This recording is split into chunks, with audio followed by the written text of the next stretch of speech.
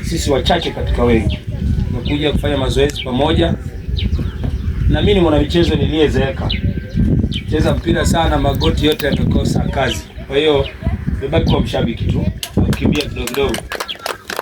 Ndugu zangu, tumeelezwa na mstaafu hapo mzee wetu Mzee Amasi umuhimu wa michezo na inasaidia vipi kufanya mazoezi. Watu wanaofanya mazoezi wanaonekana na wasiofanya mazoezi leo tumewaona. Lakini nyinyi tumesema vizuri ni kwamba na sisi wengine tutakuwa sawa na wale wanaofanya mazoezi haya. Afisa michezo, ni kushukuru. Mimi ni mdau mzuri sana wa michezo. Fika mahali nikakata tamaa kwa sababu ya muunganiko haukuwa mzuri sana. Na hata juzi wakati wanachukua ubingwa vijana wetu wa Siteboy wa Mjita, nilikuwepo pale, niliwaambia tukirudi kwenye uhalisia wa michezo, mimi napenda sana michezo. Na bahati nzuri mimi ni mshawishi mkubwa sana. Naweza nikawa sina sana capital, lakini na uwezo wa kuwashawishi watu tukawapata wadau wazuri sana tukaendesha michezo.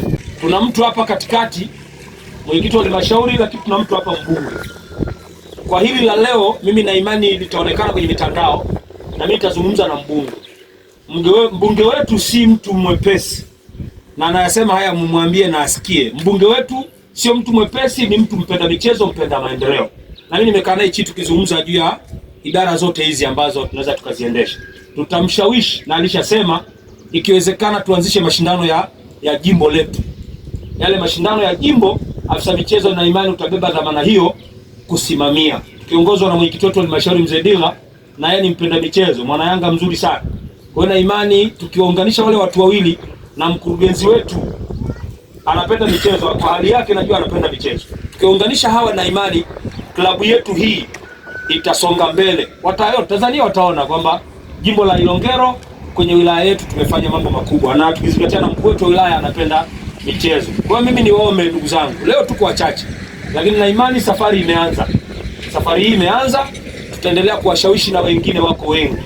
Lakini sema Mzee Antoni, nilikwambia kwenye kata hii ya Ilongero watumishi walioshiriki, tukiacha halmashauri labda kwa mkurugenzi wa wilaya, walioshiriki wa kwenye kata yangu hapa namuona afisa elimu. Sidhani kama kuna mtu mwingine, na hili lazima tukalizungumza kwenye kamati yetu ya maendeleo ya kata kwamba sisi wenyeji lazima tuwe wa kwanza kuwapokea wageni. Na Mama Samia anazidi kutoa ajira, vijana wako wengi wanaajiriwa kuja kufanya kazi kwenye maeneo haya. Kwa mimi niwaombeni sana tuendelee kushirikiana. Tukishirikiana vizuri, nina imani tutasonga mbele. Tukishirikiana tutapendana kwa idara zote, elimu, afya, usalama, wote tukishirikiana tutapendana. Tutakwenda pamoja kwenye jambo letu linaweza likafanikiwa sana.